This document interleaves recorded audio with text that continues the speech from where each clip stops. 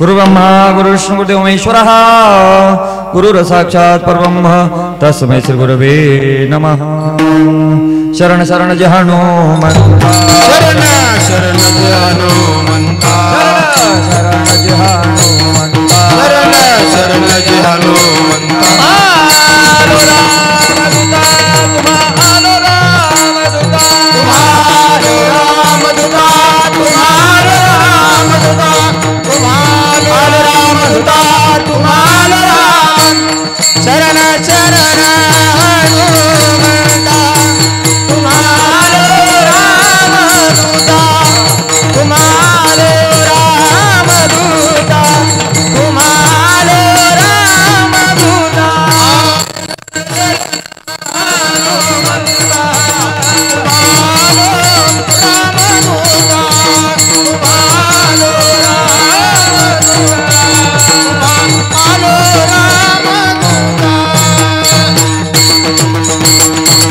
ओम नमो ज्ञानेश्वरा करुणाकरा दयाळा तुमचा अनुग्रह लादलो पावन झालो चराचरी पांडुरंगा करू प्रथम नमन दुसरे चरण संताच्या त्यांच्या कृपादाने कथेचा विस्तारू बाबाजी सद्गुरु दास तुका सुखवाटे हिची ठाई सुखवाटे एकठाई बहुपाई संतांच्या म्हणवणी केला वास नाही नासत ठाई। आजपर्यंत संप्रदायाचं नाव ऐकून होतो।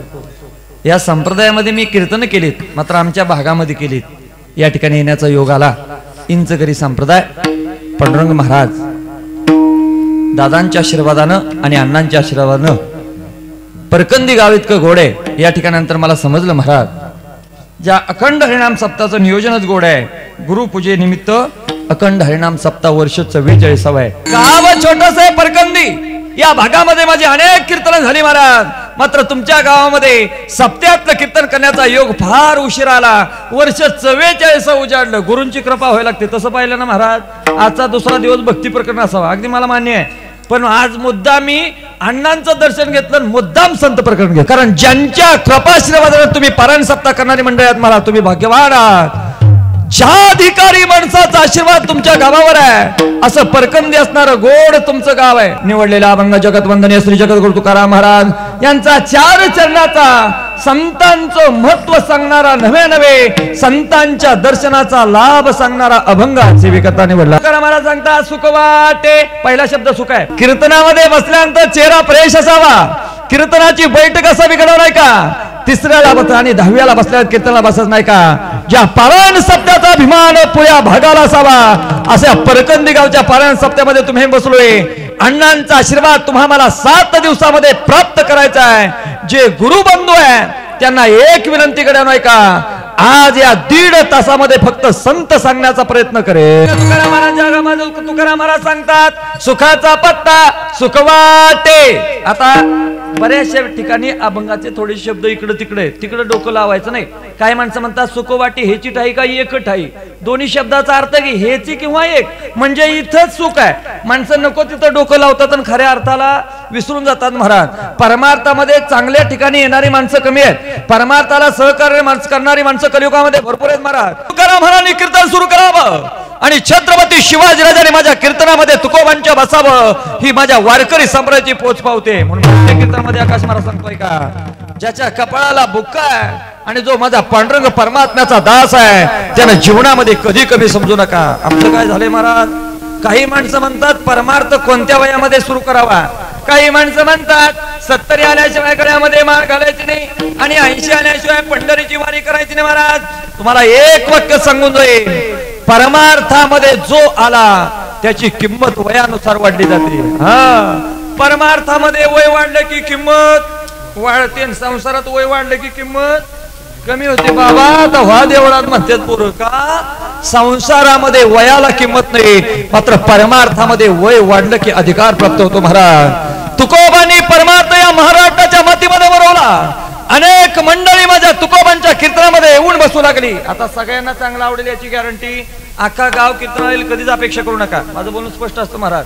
आज कलियुगामध्ये कपाळाला बुक्का पाहिलं तरी माणसं नाव ठेवतात, गळ्यातली माळ बघितली तरी माणसं नाव ठेवतात. माणसांच्या नादाला लागून परमार्थ करू नका. आपला परमार्थ या जगानं पाहावा म्हणून कधी करू नका. आमचे गुरुजी सांगतात आहे का महाराज, गळ्यातली माळ जगाला दाखवण्यापेक्षा दिवसाकाठी नामस्मरण त्या माळेचं कर, देव तुला भेटल्याशिवाय राहणार. ज्या वेळेस परमार्थ माझ्या तुकोबांनी जगाच्या पुढ्यामध्ये केला, अनेक मंडळी या कीर्तनाच्या माध्यमातून एकत्र झाली. 350 वर्षापूर्वी तुकोबांनी या कीर्तनाच्या माध्यमातून क्रांती केली. ते हेच माझ्या वारकरी संप्रदायाचं कीर्तन आहे. तो भगवान परमात्मा आता कलियुगामध्ये ज्या ज्या वेळेस देव भेटावा असं वाटतं. काही माणसं म्हणतात आम्हाला देव भेटेल का? 100% भेटेल. त्याच्या अगोदर तुम्हाला संतांना शरण जावं. सुखाचा पत्ता सांगणारी संत मंडळी, कारण मार्ग दावून गेली आधी दयानिधी. आजही माझ्या तुकोबांचं नाव घेतलं ना तर खरा वारकरी ढसा ढसा रडतो. ही पोच पावती माझ्या वारकरी संप्रदाय का महाराज. गळ्यातली माळ पहिली न कपाळाचा बुक्का पहिला. 10 वर्षाच्या लेकराचं दर्शन 70 वर्षाची आजी घेते. काय सांगतोय मंडळी का? मी तुमच्या पुढ्या डोक्याला फेटा बांधून कमरेला धोतर बांधून उभं राहिलोय तर महाराज म्हणून तुम्ही मला पाहताय. काय ताकद आहे. ज्या वेळेस माझे तुकोबा या समाजाच्या पुढ्यामध्ये उभे राहिले, अरे पहाटेच्या 5 वाजता लोकांच्या दारामध्ये माझ्या तुकोबांनी जावं आणि या समाजाला जाग करण्याचं महान कार्य तुकोबांच्या माध्यमातून झालं. आजही तुका म्हणे का मरणची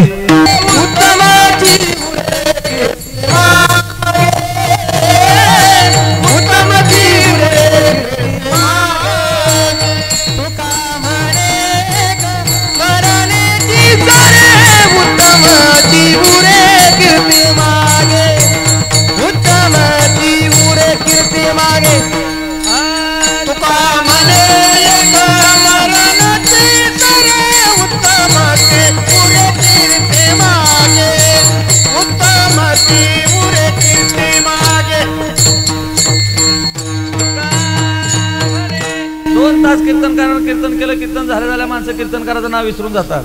का? आज 350 वर्ष उलटले तुकाराम महाराजांचं नाव. आजही 3 वर्षाच्या लेकराला विचारा, ते एकच सांगतात, आमचे तुकोबा. आणि वारकऱ्याला विचारा, वारकरी एकच वाक्य सांगेल, वेदांचा तो अर्थ.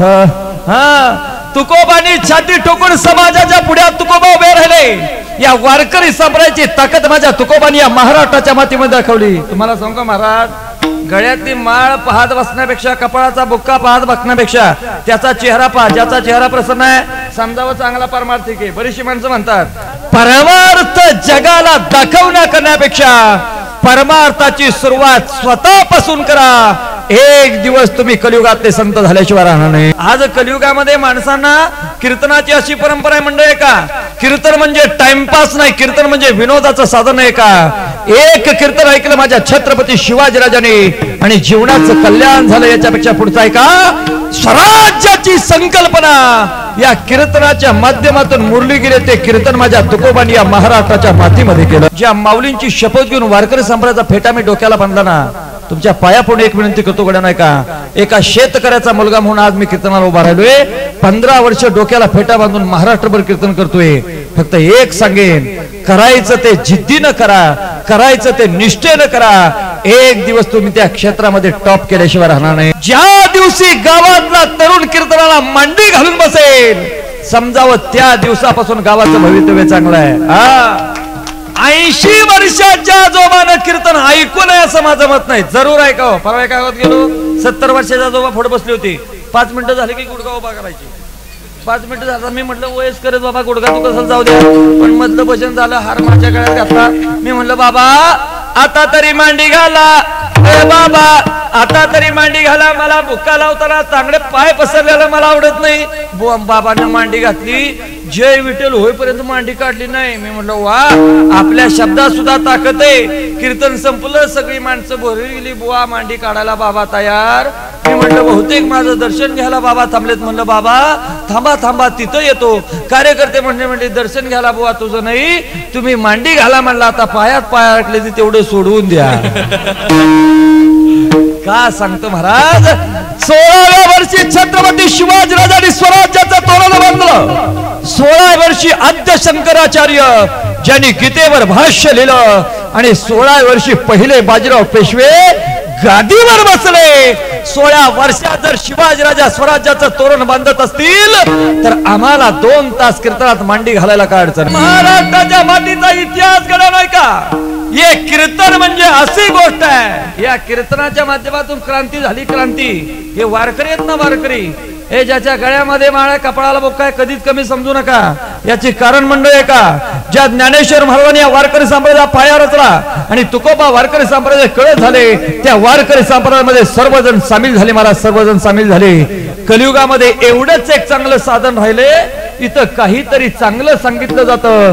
तुकोबांचा काळही त्या परिस्थितीला अनुरूप होता. चांगल्याला सहकार्य करणारी मंडळी होती, मात्र अनेकांनी माझ्या तुकोबांना विरोध केला. आजही विरोध होतोय महाराज, विरोध 100% होतोय.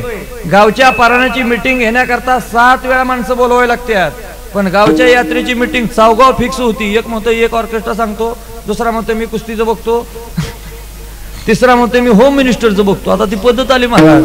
काही नियम आम्हाला पाळावेच लागतील. जरी सोपं असलं ना, दिसायला सोपं आहे, तो का म्हणे सोपे आहे सर्वांनी शहाणा तो धनी. ज्यावेळेस पंढरीत परमात्म्याच्या वारीमध्ये माझ्या वारकरी निघालेला, गळ्यामध्ये माळ होती, हातामध्ये टाळ होता, हजारो वारकरी इंचगिरी संप्रदायामध्ये सामील झाले आणि अण्णांच्या समवेत चोपदाराच्या साक्षीनं आणि चोपदाराच्या आदेशानं सर्व वारकरी शिस्तीमध्ये चालत होतोय. ही ताकद आहे माझ्या संप्रदायाची. विठला विठला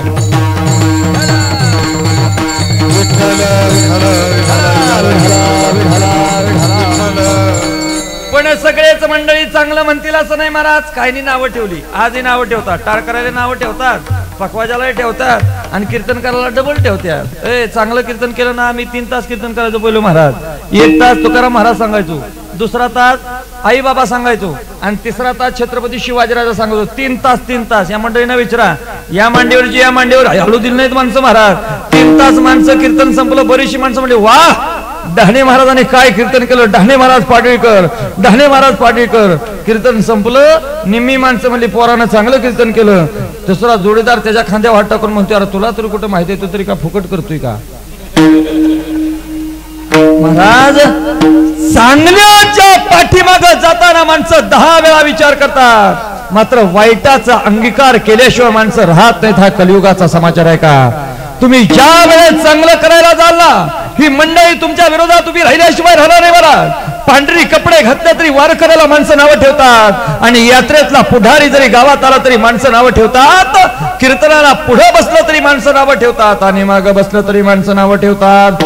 ज्यावेळेस तुकोबा कीर्तन करत होते, अनेक मंडळी विरोधात उभे राहिले. त्यापैकी रामेश्वर भट्ट होते. रामेश्वर भट्टांनी माझ्या तुकोबांना विरोध केला. केलेले कवित्व इंद्रांच्या डोहामध्ये बुडवावं लागेल, रामेश्वर भट्टांचा आदेश होता. बंबाजी बुवानी काट्याने माझ्या तुकाराम महाराजांना मारावं, फक्त कारण होतं म्हैस शेतामध्ये जावी महाराज. अनेक प्रकारचा त्रास या समाजानं माझ्या तुकोबांना दिला, मात्र तुकोबा परमार्थापासून इंचवर हल्ले नाही. त्यांचं नाव तुकोबा आहे. कलियुगातले महाराज असते ना, विचार करा, नाथ बाबांच्या अंगावर एक ग्रस्त 108 वेळा थुंकला. सांगण्यामध्ये वेळ घालवत नाही. प्रसाद देऊनी मुक्त केला.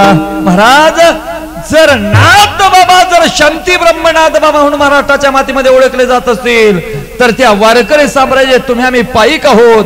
नाही नाथ बाबा होता आलं, नाही तुकोबा होता आलं, निदान पंढरीचा वारकरी होता आलं तरी पुष्कळ झालं. विठला विठला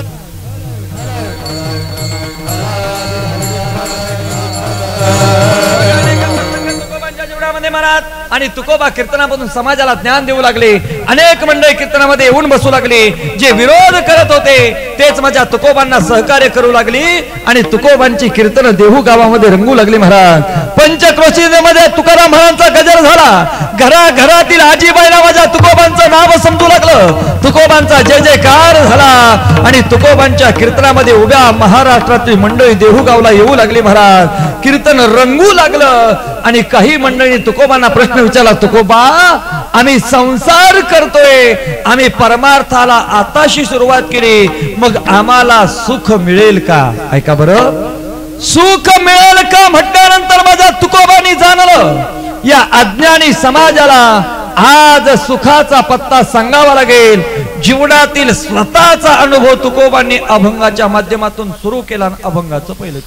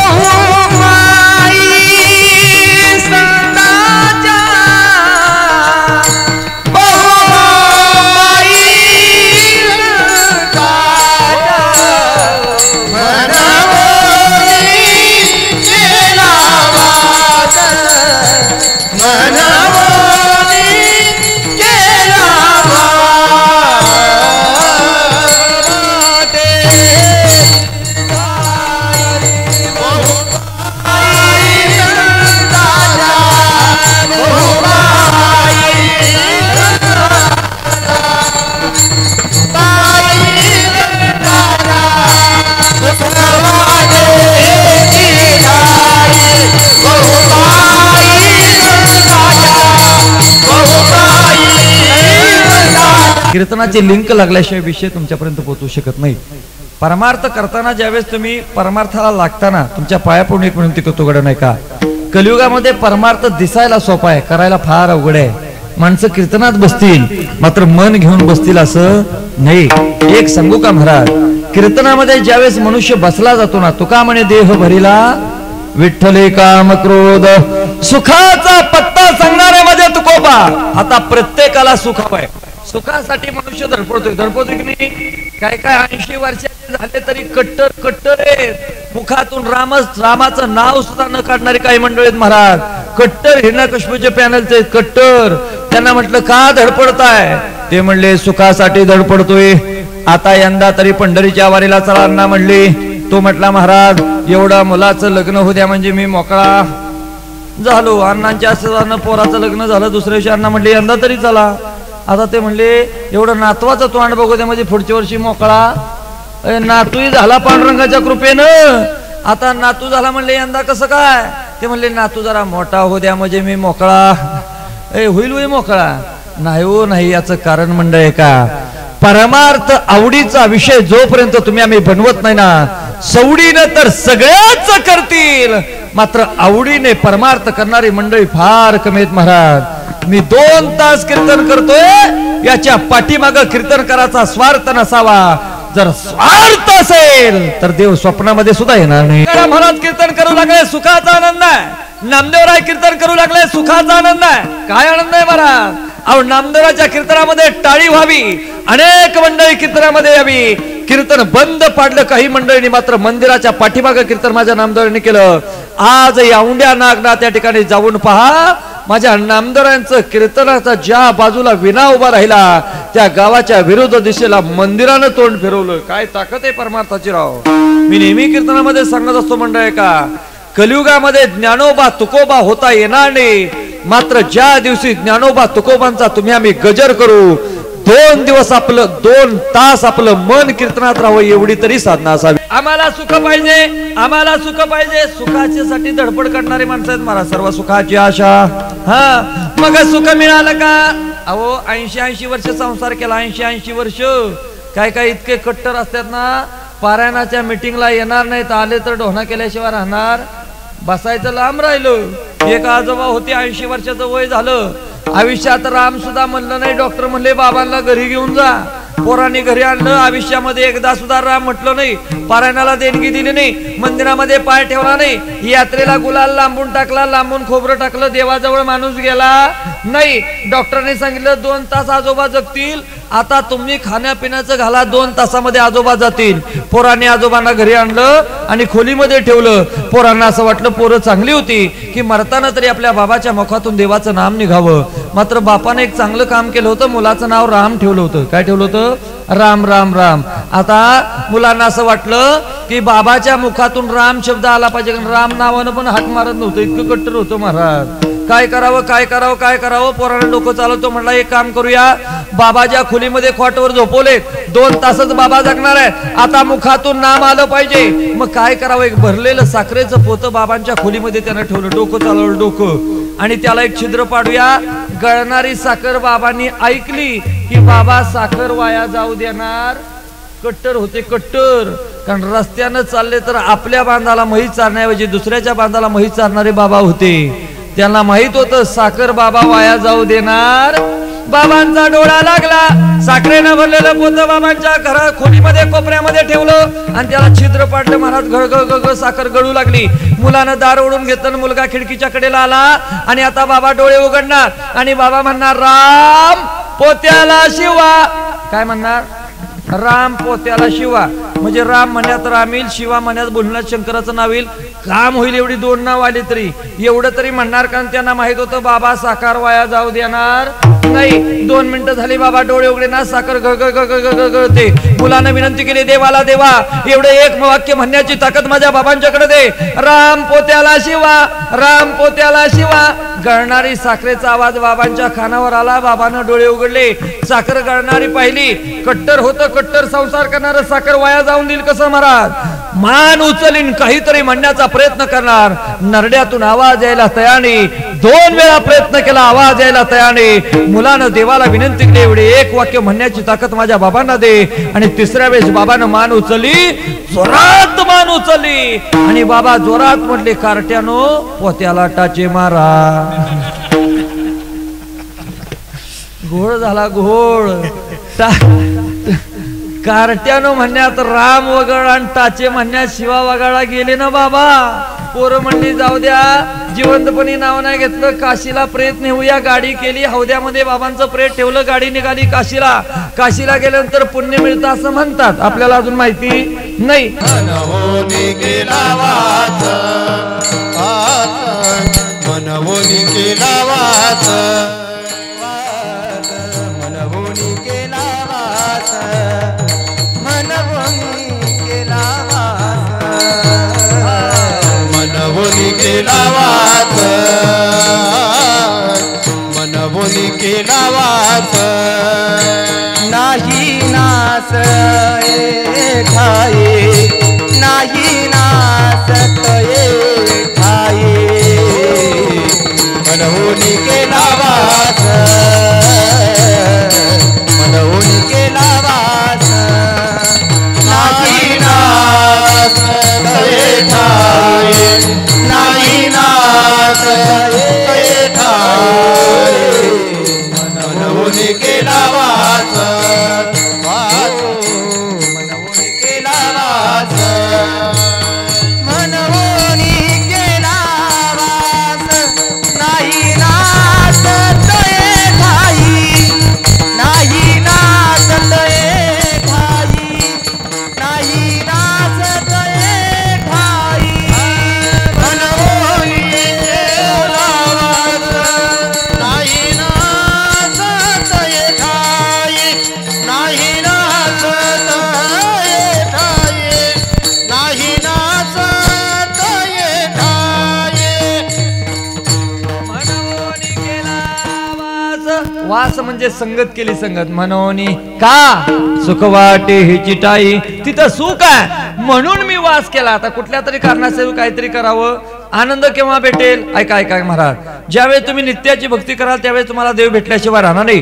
ज्यावेळेस संतांना तुम्ही शरण जाल, ज्यावेळेस तुम्ही गुरुभक्त व्हाल, त्याच वेळेस दादा आणि अण्णा कळाल्याशिवाय राहणार. संतांच्या स्पर्शानं तुम्हाला जावं लागेल. मात्र आम्ही देव इतके तयार केले, बांधावर मसोबा केला, हिरीपशी मसोबा केला, मावलाया तयार झाल्या. आहे का मावलाय तुमच्याकडं? आता पहिला एकच देव होता, आमचा आजोबा गेला आणि शेंद्राचा हात, तो एका दगडावर शेंदूर ओतला, शेंदूर.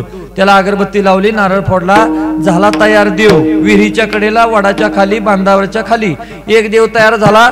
आजोबाचा हात शेंद्रानं भरला होता, आता कुठं लावावा कुठं लावावा म्हणून दुसऱ्या 2 दगडाला पुसला. झाले किती? दुसऱ्या दिवशी आजोबा गेले, 3 देवाला शेंदूर वाटला, हात तसाच आता कुठं पुसा म्हणून तिसऱ्या 2 दगडाला पुसला. झाले किती? 5 झाले. आमचे बाप गेला आणि आमच्या बाबानं पाहिलं की 5 देव आहेत. 5ला शेंदूर लावला, अगरबत्ती लावली, हात कुठं पुसावा म्हणून अनेक 2 दगडाला पुसला. झाले किती? एका देवाची हेरीवर देव किती झाले? 7 देव झाले महाराज. कधी देव तुम्हाला वाढले कळलंच नाही. मात्र ऐका, बांधावरच्या मसोबाला पूजू नका असं माझं मत नाही.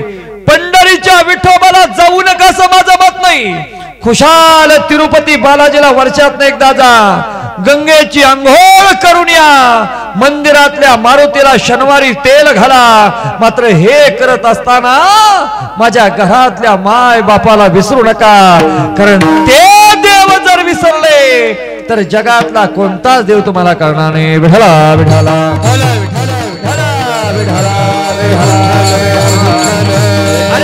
संगतीमध्ये माझे तुकोबा सांगतात, संतांच्या संगतीमध्ये सुख आहे, माय पित्याच्या सुखामध्ये लेकराचं सुख आहे. आई बाबाने छातीचा कोट केला, माझ्या लेकरासाठी सोन्याचा संसार उभा केला. त्या माय बाबाला जीवनामध्ये कधी विसरू नका. आपल्या कीर्तनाची मर्यादा आहे. मात्र आज जेवढ्या माझ्या तरुण भगिनी कीर्तनासाठी बसल्यात, जेवढे तरुण मित्रमंडळ बसलात ना, एक वाक्य माझं घर घेऊन जा गड्या, नाही का? परमार्थ कसा करताय, परमार्थ किती करताय, याच्यापेक्षा परमार्थाची सुरुवात आपल्या घरापासून करा. जगातला सगळ्यात मोठा देव आपल्या बाबाला माना आणि जगातली सगळ्यात मोठी देवी आपल्या आईला माना आणि आपल्या परमार्थाची सुरुवात करा. जगातले सगळे देव तुम्हाला आशीर्वाद दिल्याशिवाय राहणार नाही का महाराज? ज्या माय पित्यानं तुम्हाला जन्म दिला, अरे ज्या आई बाबानं सुखाचा संसार आमच्यासाठी उभा केला, दुःखाचे डोंगर स्वतः सोसले, मात्र आपल्या लेकरासाठी हाडाची काढ करणारा माझा बाप त्या दिवशी पोरीला कळाला, ज्या दिवशी पोरगी दुसऱ्याच्या घरामध्ये नांदायला गेली. अरे माझ्या पोरीचं मन बापाजवळ होतं आणि बापाचं मन माझ्या पोरीजवळ होतं. उजवं काळीज माझ्या बापाचं म्हणजे बापाची लेक होती, म्हणून बापाशिवाय लेक आणि लेकीशिवाय बाप. कलियुगातलं माझ्या बापाचं प्रेम लेकीवरचं. ज्या दिवशी माझ्या बाबाचं काळीज रडलं ना, त्या दिवशी माझ्या बाबाच्या काळजातला एकच आवाज आला की माझी लेकरं माझ्यासाठी देव आहे. अरे ज्या माय पित्याला धाडून माझी पोरगीन माझा पोरगा बापापर्यंत सोडून लांब गेला, त्या दिवशी माझी पोरगीन माझा बाप एकटा पडला. म्हणजे एक वाक्य सांगून जाईन गड्या, नाही का? जगातल्या कोणत्याही देवाला शरण जाण्यापूर्वी माझ्या माय पित्याची सेवा करा आणि आपल्या घराचं मंदिर बनवा. हे हनुमंतराय तुमच्या घरापर्यंत आल्याशिवाय राहणार नाही. विठला विठला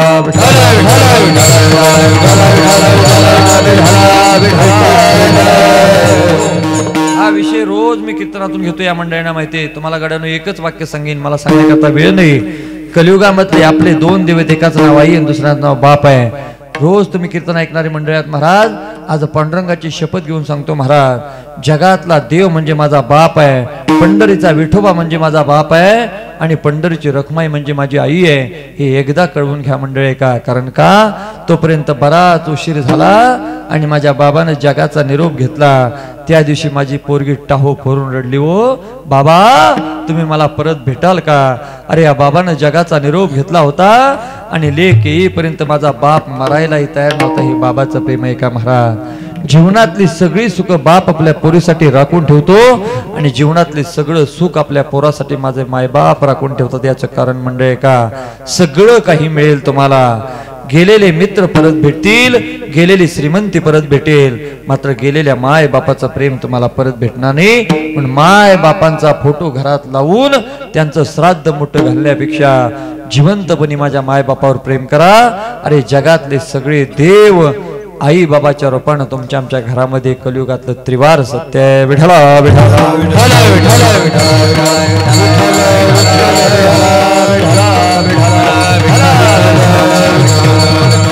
सुख जरा पाहिजे असेल महाराज, हा विषय तुमच्या डोळ्यातून पाणी म्हणून मुद्दा मी सांगत नाही. बरं तुम्ही माझ्या बहिणीप्रमाणे कीर्तनासाठी बसला गड्या, नाही का? कीर्तन हे शिकण्या करताय, कीर्तन हे परिवर्तन करताय. तुम्ही आम्ही सामान्य माणसं आहोत, मला शेतकरी वर्गामध्ये तुम्ही आम्ही मोडतो. आपला संसार चांगला करायला शिका, आपला परमार्थ चांगला झाल्याशिवाय राहणार नाही गड्या, नाही का? आपल्या आपल्यातले वाद मिटवा, भावकी भावकीतले, घराघरातले भावाभावातले वाद मिटवा. खऱ्या अर्थाने तुमच्या घराचं गोकुळ झाल्याशिवाय राहणार नाही. हो आपल्या लेकरांना व्यसनाधीन होण्यापासून वाचवा.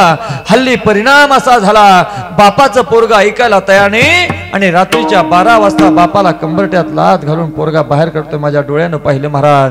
अरे ज्या बापानं नवस नारळ तोरण केले ना देवाला, मला मुलगा व्हावा म्हणून, तो मुलगा म्हातारपणी बापाला विचारायला तयार नाही. कलियुगाची कहाणी घडण आहे का? त्या बापाला ज्या दिवशी तुम्ही 2 ओंजळीमध्ये हात घ्याल आणि माझ्या बापाला एकदा मिठी मारून पहा, त्याचा काळजाचा ठोका सुद्धा आपल्या लेकरासाठी जगत असतो आणि काळजाचा ठोका सुद्धा माझ्या लेकीसाठी जगत असतो. तो बाप आहे महाराज. सगळं काही तुम्हाला जीवनामध्ये मिळेल. अरे ज्या दिवशी तुम्ही उभे समाजामध्ये राहाल ना, त्या बापाचं छाती ठोकून नाव सांगा की मी त्याचा पोरगा आहे. अरे जगामध्ये मनगट धरणारा तुमचा जन्म घ्यावा लागेल. विठला विठला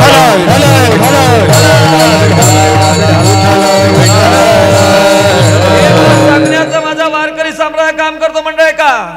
मातृदेव हो, पितृदेव भव, आचार्य देवो भव, वाराचा वारकरी संप्रदाय सांगतो.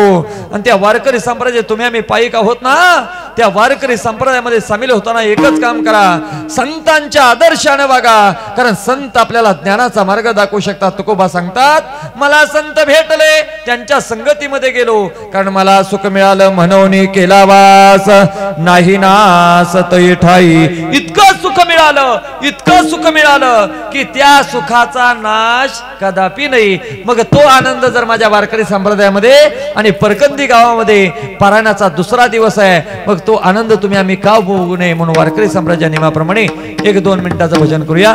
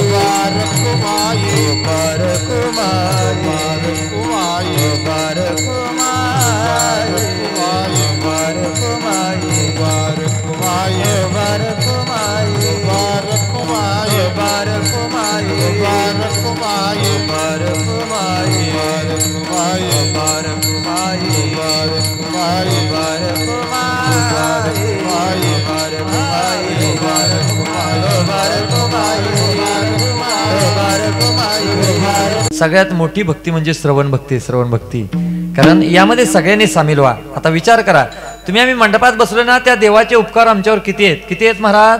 या भारत देशामध्ये मी रोज कीर्तनामध्ये सांगतोय 3.5 लाख माणसं कोरोनाने गेलीत. किती गेलीत? 3.5 लाख. ऐका ऐका, कान उघडे ठेवू नये का. 3.5 लाख माणसं या कोरोनानं घालवलीत भारत देशातली. विचार करा, त्या देवाची कृपा माझ्यावर आणि तुमच्यावर एवढी की त्या 3.5 लाखाच्या यादीमध्ये तुमचंही नाव आलं नाही, माझंही नाव आलं का. अरे त्या यादीमध्ये देवानं आमचं नाव नाही टाकलं. कोपऱ्यामध्ये जरी टाकलं असतं ना, संतोष महाराज डहाणे, फोटो लागला असता. फोटो कुठला परकंदी देतो या कीर्तनाला महाराज. मात्र एक सांगू का, त्या देवाचे जर एवढे आमच्यावर उपकार आहेत तर त्या देवासाठी 7 दिवस द्यायला काय हरकत आहे महाराज. सर्वांनी आनंदाने जा. मंडप गच्च व्हायला पाहिजे, फुरला नाही पाहिजे महाराज. मंदिर अंग गेली पाहिजे.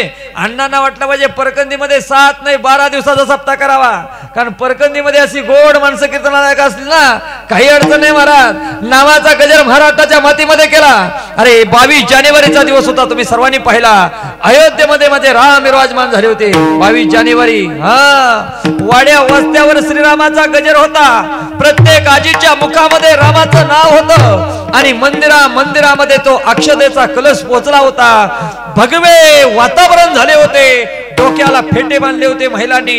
मिरवणुका निघाल्या होत्या आणि त्या रामाचा भजनाचा गजर, श्रीराम जय जय राम, श्रीराम जय जय राम, श्रीराम जय जय राम, श्रीराम जय जय राम,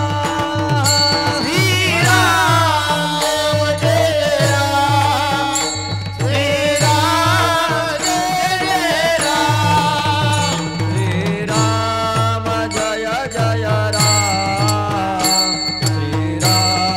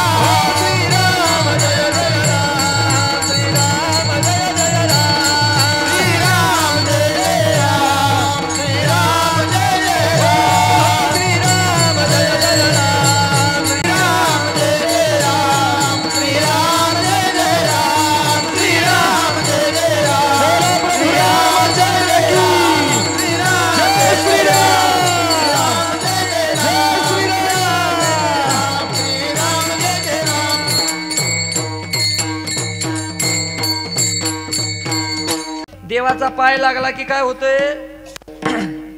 दगडाला पाय लागला, दगडाची स्त्री होते. अयोध्येमध्ये कळालं. मला वाटतंय पाडवे महाराज आता पाहिजे होते प्रभू रामचंद्र. हा, तुमचं कामच संपलं असतं महाराज. पोरं दगाड घेऊन रस्त्यात उभी राहिली असती. प्रभू रामचंद्र याला पाय लावा. लागला पाय, शुभमंगल. जाऊ द्या, लय अवघडे. त्याही काळी तीच अवस्था झाली. हसू नका. ऋषी मुनींना वाटलं आता संन्यास बाद झाला, आता गृहस्थाश्रम स्वीकारूया. दगड हातामध्ये घेते. प्रभू रामचंद्रांच्या रस्त्यामध्ये उभे राहिले. कोण? ऋषी मुनी. आता ऋषी मुनी उभे, देव समोरून आले.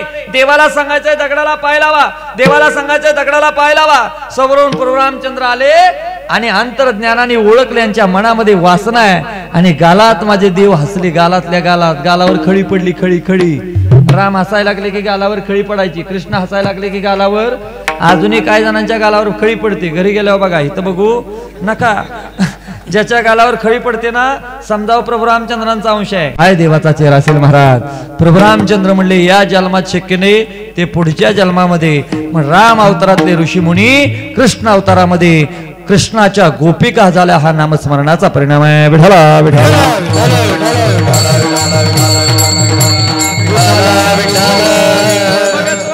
तुमच्या गावामध्ये 7 दिवस आहे. काकड्याला येत जा. अरे पण येताना तुम्ही काकड्याला ये जा बरं, कारण तुमच्या पाया पडतो महाराज. काकड्यासारखा आनंद नाही. काकड्याला येत चला. आता दोन्ही बाजूला 2 चौकदार आहेत. त्यांनी मला सांगितलं महाराज एकाच दिवशी माळ घातली, एकाच दिवसी अनुग्रह झाला आणि क्लासमेट आम्ही आहेत. याचं नाव आहे परमार्थ. हा जोडीचा परमार्थ आहे, जोडीचा. काय गोडे महाराज, हा योगायोग आहे. हा योगायोग फक्त हा जुळी भाऊ जन्माला येतील, पण पटलच याची गॅरंटी नाही. नाही बहिणी बहिणी एका घरात येत्या. जावा जावा बाहेर घरावले त्या. जावा जावा नाही, बहिणी बहिणी. पण आज जो धुडकूस आहे ना, हा तो घरात जाऊनच कळतो महाराज. आता पद्धत निघाली सासूला आई म्हणायची. बरेच शब्द आहेत महाराज. आई म्हणतात. तुमच्याकडे म्हणतात का? आई आई आई. सुनबाई म्हणली ना, म्हातारी अशी फुकती. माझी सुनबाई मला आई म्हणती, पण काय म्हणती? आई सावधरा सावधरा. जेवढ्या सासवा आहेत ना, सांगतो तुमचा नातू पोरगा या नात्या नाही का, या पुरी लयला वाढायची. हल्लीची आई म्हणून तुम्हाला दुमत केलंय. जागो हा. आई आई म्हणलं की म्हातारी भांड्याच्या ढिगाव. अहो महाराज, माझी आई माझ्या आजीच्या पुढे लट्ट कापत होती. जाऊ दे, ते विषय बाजूला जातोय, कारण मला संस्कृती सांगायचं फार वेळ आहे महाराज. आपल्या घरातल्या तुळशीला पाणी घालणारी आजी आपल्या घरामध्ये होती. आणि नसेल माझ्या बाबाकडे 50,000चा मोबाईल, आता 7 वर्षाच्या लेकराकडे 50,000चा मोबाईल आलाय महाराज. मात्र 15 पैशाच्या कार्डात प्रेम होतं, ते 50,000च्या मोबाईल मध्ये राहिले नाही. झोपले का तुम्ही? मायबाप प्रेम करत होते. बर्थडे रस्त्यावर साजरा होत नव्हता, घरात होता घरात. आता बर्थडे रस्त्यावर होतोय. रस्ते झोपले का तुम्ही? रस्त्यावर गाडीवर डांबराव गाडी, गाडी केक. माझ्याकडे व्हिडिओ तुम्हाला नंतर दाखवतो. ह्यांना नको सांगायला, कारण हे कीर्तन झाल्यावर मला उसात आडाव दिली महाराज. रस्त्यावर गाडी आणि गाडीव केक आहे. आणि केक कापायला 50 पोर एका मिनिटाला. परवा एक पोरगा मला ढाणे महाराज काय सांगता, प्रेम प्रेम एवढं सर्कल आहे ना गाड्याचं. 12 वाजून 2 मिनिटांना आउटचा दणका झाला. भागात कळाला आपला बर्थडे. 100 पोर आली होती 12 वाजता. 12च्या अगोदर हजर.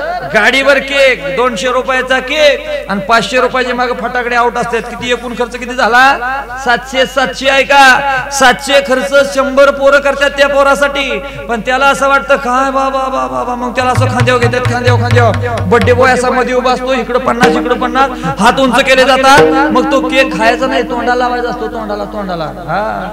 आणि घरी जाताना तोच चाटून खायचा असतो महाराज. मग तो बर्थडे बॉय असा खांद्यावर घेतला जातो. खांद्यावर हात उचलले जातात. मग त्याला केक न भरवलं जातं. पाठीमागे आऊट लावले जातात आणि त्याला राजा बनवला जातो. राजा हा. त्याला सुद्धा वाटतं मी कोण झालाय? गड्यानो राजा की रे झाला. राजा झाला राजा. पण राजा बनवलाय 5 मिनिटासाठी. 200 रुपयाचा केक, 500 रुपयाचे फटाकडे. खर्च किती? 700 खर्च पोरं का करतात? दुसऱ्या दिवशी 7,000ला दहिवडीत न्यायचे आहे. का सांगितलं बाबा हो? संस्कृतीमध्ये माय बाबानं प्रेम केलं, आजीनं प्रेम केलं. आणि तो प्रेमाचा वारसा माझा वारकरी संप्रदाय आजही महाराष्ट्रावर मिरवतोय. आणि त्या वारकरी संप्रदाय पायीक असणारे माझे तुकोबा सांगतात, तुम्ही संतांच्या संगतीमध्ये जा, मनवणी केला वास नाही नास, न करवे हाली चाली निवारली चिंताही. संतांच्या संगतीमध्ये गेले, माझी चिंता नाहीशी झाली, न करवे हाली चाली निवारली चिंताही. एवढंच काय, संतांचं दर्शन झालं, संगती झाली. महाराज म्हणतात माझं शरीर शांत झालं. अभंगाचं शेवट चरण. तुका म्हणे निवेदन, तुका म्हणे निवेदन, तुका म्हणे निवेदन, तुका म्हणे निवेदन, तुका म्हणे निवेदन, तुका म्हणे निवेदन, तुका म्हणे निवेदन,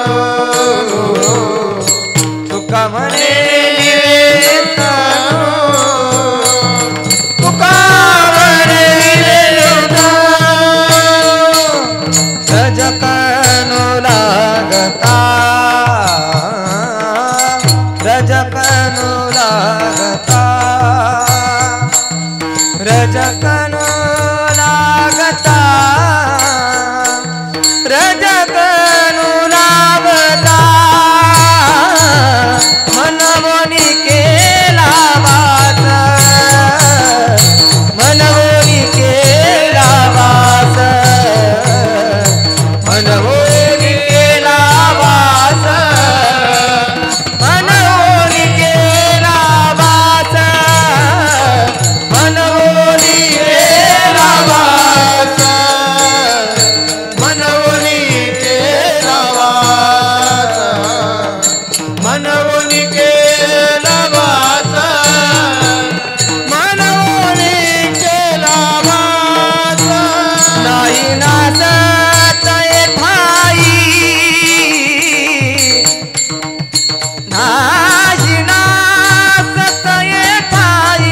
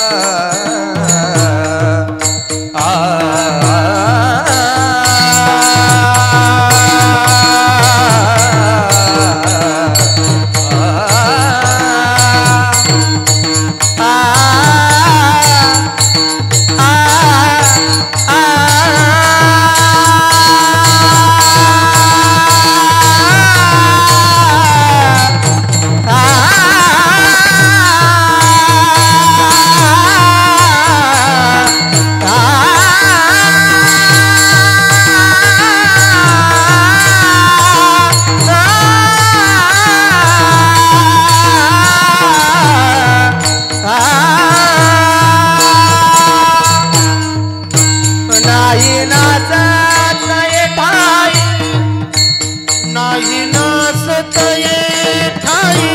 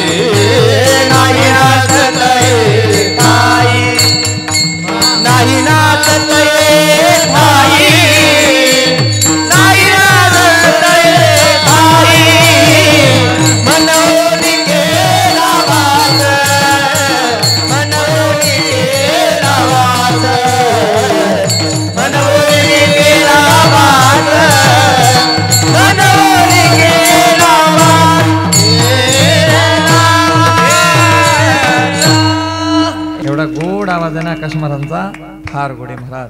खरं ज्यावेळेस स्वर लागतो ना, स्वर आमचे गुरुजी सांगतात बरं, शुद्ध सा लागण्याकरता 6 वर्षाची तपश्चर्या लागते. 6 वर्ष. आता काय झालंय, बऱ्याचशा भागामध्ये गायक असतात, गायक वेगळं आणि कीर्तन रंगवणं वेगळं. हा, आमच्या आकाश महाराजांनी गोड महाराज कीर्तनाचा अतिशय गोड कीर्तनी करतात, ते मला समजलं या ठिकाणी नंतर. अतिशय गोड स्वभाव आहे, अतिशय गोड चेहरा आहे आणि आवाज त्याच्यापेक्षा गोड आहे. तुकाराम महाराज शेवटच्या चरणामध्ये सांगतात, तुका म्हणे निवेद तनू रजकनू लागता. हा, तुकाराम महाराज म्हणतात तनू म्हणजे शरीर, निवे म्हणजे शांत होईल. माझं शरीर शांत झालं केव्हा, ज्यावेळेस संतांच्या पायाची धूळ माझ्या मस्तकी लागली, म्हणजे संतांची संगती मला प्राप्त झाली. तुका म्हणे निवेतनू. आता ज्या अर्थी शरीर शांत झालंय म्हणतात, त्या अर्थी तापलंय कशानं, त्रिविध तापानं तापलेलं आहे. आदिदैविक, आध्यात्मिक आणि आदिभौतिक या 3 तापानं त्रस्त शरीर आहे. महाराज म्हणतात ते शरीर शांत केव्हा झालं, तुका म्हणे निवेतनू रजकनू लागता. संतांचं रजकण, रज म्हणजे माती, कण म्हणजे कण, संतांच्या पायाची माती. आता या ठिकाणी सरळ अर्थ घ्यायचा नाही, संतांच्या संगतीमध्ये गेलो तो आनंद प्राप्त झाला, सुखाची प्राप्ती झाली. न करवे हाली चाली निवारली चिंताही, चिंता नाहीशी झाली. एवढंच काय, माझं शरीर सुद्धा शांत झालं. तुका म्हणे निवेतनू रजकनू लागता, म्हणून केला वास नाही नाचत इटाई. ज्ञानेश्वर माऊली ज्ञानेश्वर माऊली ज्ञानेश्वर माऊली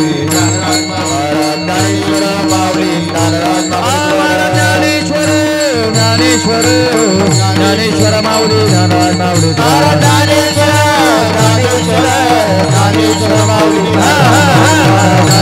माऊली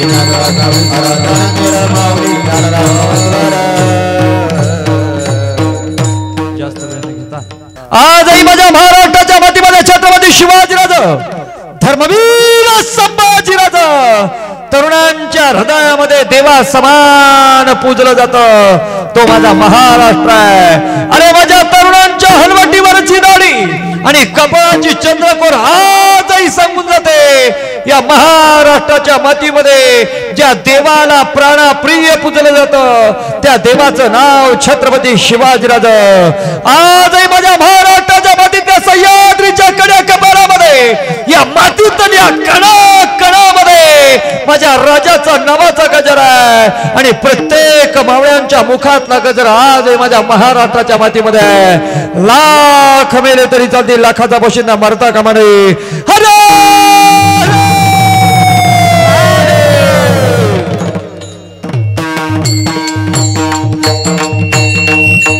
जय भवानी जय शिवाजी महाराष्ट्राच्या मातीमध्ये आला.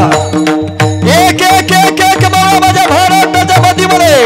अरे मग ते तानाजी मालुसरे असतील, माझे शिवा कसीद असतील, माझे हिरो जिंदलकर असतील, अथवा माझे बाजी प्रभू देशपांडे असतील, प्रत्येक मवळ्यानं माझ्या महाराष्ट्राच्या मातीमध्ये स्वराज्यासाठी आपल्या प्राणाची आहुती दिली. तो माझा महाराष्ट्र आहे. ज्या गडावर कण घेण्याकरता, कोंडाळा सण करण्याकरता गेलेले तानाजी माघारी आलेच नाही, त्या गडाला सिंहगड नाव मिळावं, कारण सिंहासारखे माझे तानाजी मालुसरे होते. म्हणून आजही गजर त्या गडावर आहे.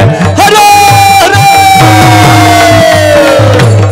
ज्या वेळेस माझ्या महाराष्ट्राच्या मातीमध्ये पन्हाळगडाला वेढा पडला, तारीख होती 2 फेब्रुवारी 1660 ची. फक्त 5 मिनिटं लक्ष द्या, आपलं कीर्तन संपलं महाराज. 2 फेब्रुवारी 1660 चा दिवस होता. पन्हाळगडाला सिद्धीने वेढा टाकला होता. राजा पन्हाळगडाला अडकला होता. राजांसोबत बाजी होता, पंत होतं, राजांच्या सोबत शिवा कसीद होतं. राजांना वाटलं सिद्धी वेढा देऊन देऊन दिलकटपर्यंत महाराज 30,000 सैन्य होतं आणि निवडक मावळे गडावर होते. माग सरतेल ते राज कोणतं महाराज. 1 महिना झाला, 2 महिना झाला, एप्रिल संपला, मे संपला. आता मे ची तारीख होती 9 मे 1660 चा दिवस आहे आणि याच दिवशी शाहिस्ते खानानं पुण्याच्या लाल महालामध्ये आपला मुक्काम ठोकला. चारी बाजूला संकटी स्वराज्यावर होती. राजा पन्हाळगडावर ऐकलं होतं, करावं तर काय करावं. नेताजी पालकरांनी घोड्याला टाच दिली. आणि पडाळगडाचा वेढा तोडण्याकरता निघाले. मात्र 30,000 सैन्यापुढे नेताजीचा टिकाव लागला नाही. आता राजांच्या मनामध्ये प्रश्न निर्माण झाला. मे संपला, आता जूनचं गार वारं कोकणात सुटू लागलं. राजांना वाटलं सिद्धी आता तरी वेढा उठवेल, कारण पावसाच्या भीतीनं सिद्धी टिकणार नाही. मात्र सिद्धीनं वेढा अधिकच कडक केला. जून संपला, जुलैची तारीख आली. 12 जुलै 1660 ची निवडक मावळ्यांच्या सर्राचं गडावर बसलं आणि राजांनी सांगितलं आता दाणा पाणी संपलेलं आहे. आता एकच पर्याय, सिद्धीला शरण जाणं, याच्यापेक्षा दुसरा पर्याय नाही. शिवा कसीच्या डोळ्यामध्ये झळझळ अश्रुधारा वाहू लागल्या. शिवा कसीच म्हणतात, राजा शिवा काशीत असताना छत्रपती शिवाजी राजांना शत्रूच्या तंबूमध्ये जाण्याची गरज नाही. शिवाजी राजांनी माझ्या शिवा काशीतला मिठी मारली. शिवा, अरे ज्या वेळेस इतिहास महाराष्ट्राच्या मातीला लिहिला जाईल ना, माझ्या मावळ्यांना देवा समान मानलं जाईल. अरे हुबेहूब शिवाजी राजा शोभणारा माझा शिवा काशीत शिवाजी राजाचं रूप घेतलं आणि डुप्लिकेट शिवाजी राजा शिवा काशीच्या रूपानं सिद्धीच्या तंबूमध्ये निघाला. तारीख होती 13 जुलै 1660 ची. संध्याकाळचे 10 वाजले. पालख्या सजल्या गेल्या. 2 पालख्या उचलल्या. एका पालखीमध्ये शिवाजीराजा, एका पालखीमध्ये शिवा कसीद आहे आणि पालखी सिद्धीच्या तंबूजवळ पोहोचली. महाराज राजांची पालखी परागडाचा वेढा तोडून पार झाली. बाजीनं राजाच्या खंडाला पालखीला खंडा दिला होता. आता शिवा काशीद सिद्धीच्या तंबू पर्यंत पोहोचलं आणि त्या ठिकाणी तहाच्या बोलणीला सुरुवात होणार. शिवाजी राजा समजून सिद्धीनं शिवा काशीदचं स्वागत केलं. मात्र आता फाजल खानने ओळखलं होतं, ही असली शिवा नाहीये, ही असली शिवा नाहीये. नरड्याला तलवार लावली माझ्या शिवा काशीदच्या सिद्धीनं तलवार शिवा काशीदच्या नरड्याला लावलेली आहे. तंबूला बांधलेला माझा शिवा काशीद. बोल रे तू कोण आहे? असली शिवा किधर है? मात्र खरा बोलणारे शिवा काशीद सांगू लागले, मीच शिवाजी राजा आहे, मीच शिवाजी राजा आहे. अरे आपल्या राजासाठी प्राणाची आहुती द्यायला तयार झाला रे. माझे शिवा काशीद नाभिक समाजाचा अभिमान आहे. ऐरा गैरा असता तर केव्हाच आपला जीव वाचून पळाला असता. वाघ होते माझे शिवा काशीद. आता नरड्याची तलवार सिद्धीनं बेंबी पर्यंत आणली आणि आता बेंबी मध्ये तलवार इंचभर आत ढकलली. बोल रे तू कोण आहे? बोल रे तू कोण आहे? आपलं मरण उघड्या डोळ्यानं माझ्या शिवा काशीदनं पाहिलं. मात्र वाघ होते माझ्या महाराष्ट्राच्या मातीतले शिवा काशीद. अरे राजांच्यासाठी आपल्या मृत्यूला आलिंगन देणारे माझे शिवा काशीद. अरे मीच शिवाजी राजा, मीच शिवाजी राजा. तलवार सिद्धीनं आरपार ढकलली. महाराज शिवा काशीच्या देहाची प्राणज्योत मालवली होती आणि शिवा काशीचा देह जमिनीवर टेकला होता. महाराज मात्र तेज तेज तेज तेज पुंज संबर सूर्याचं तेज शिवा काशीच्या चेहऱ्यावर होतं आणि मरता मरता सिद्धीच्या तंबूमध्ये शिवा काशीनं गजर केला. लाख मेला तरी चालतील, लाखाचा पोशिंद मरला का म्हणे.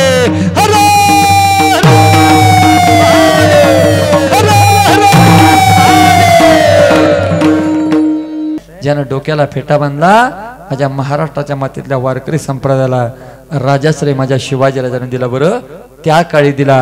आजही दिमागात भगवा फडकतोय पारायण मंडपामध्ये तुमच्या परकंदी गावामध्ये. हा अभिमान आहे. भगवाच नाही, शिवाजी राजांची मूर्ती आरूढ बनवा. पारायणाची सुरुवात करताना शिवाजी राजांना हार घाला. माझ्या गावात तर मी असं केले, मूर्ती ठेवलेली आहे. प्रत्येक कीर्तनकाला रोज नवीन हार पहिला घालायला होतो, मग गादीवर यायला होतो. का? शिवाजी राजा महाराष्ट्राच्या मातीतलं प्राण आहे. शिवाजी राजा महाराष्ट्राच्या मातीतला धर्म, शिवाजी राजा महाराष्ट्राच्या मातीतला धर्म आहे आणि तो धर्म माझ्या वारकरी समाजाच्या माध्यमातून आजही छत्रपती शिवाजी राजा देव मानलं जातं. कारण आजही माझ्या महाराष्ट्राच्या मातीमध्ये गजर आहे. लाख मेला तरी जातील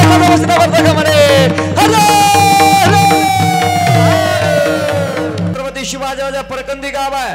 पारायणाचा दुसरा दिवस आहे आणि रसा संप्रदायाचं व्यासपीठ आहे. दादांचा नानांचा आशीर्वाद असला तुम्ही माणसं सगळे तर चतुर्कुल सिंहासनाधीश्वर